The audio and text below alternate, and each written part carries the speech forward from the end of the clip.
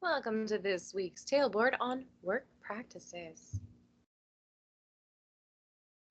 Understanding the job requirements ahead of time allows you to do the job more smoothly with fewer, if any, errors. This prevents rushing to make up for lost time or rework other problems due to misunderstanding. Know which tools, equipment, and PPE you will need to do the job. Know the location of emergency exits, fire extinguishers, and sources of assistance. Have an exit strategy. Inspect PPE before use. Inspect the tools and equipment you will use. This includes hand tools, power tools, portable cords, and conveyances. Inspect equipment for and work area for danger signs.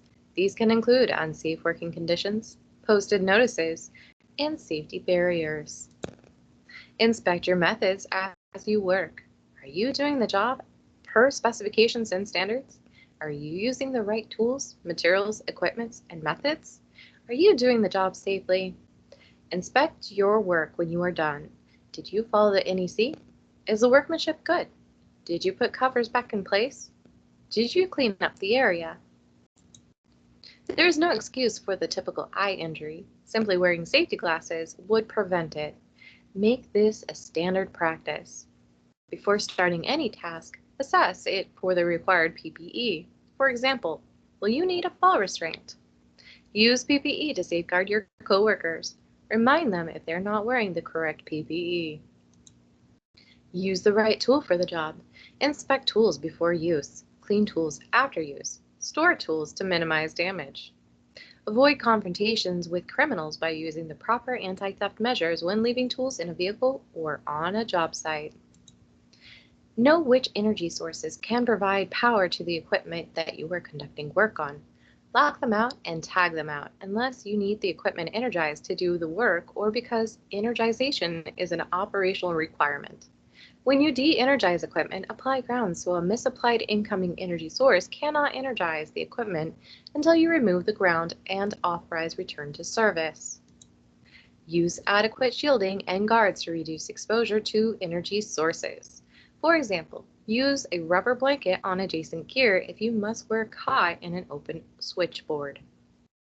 Reduce loads on breakers before operating them. For example, shut down the branch circuits that a feeder supplies before opening the feeder breaker.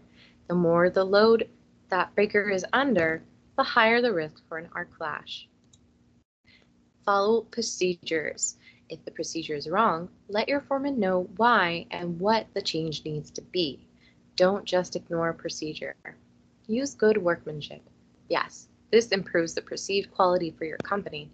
But this is more than just a customer relationship thing.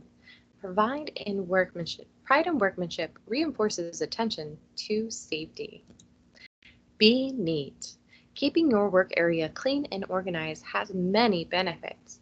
Among those, it saves time, reduces errors, and just plain looks better.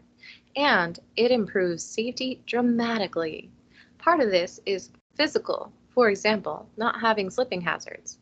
Most of it is mental because you are creating an environment where things are not normally out of place and you can be alert to the things that are. And that's it for this week's Tailboard on work practices. So get out there, have fun, and be safe.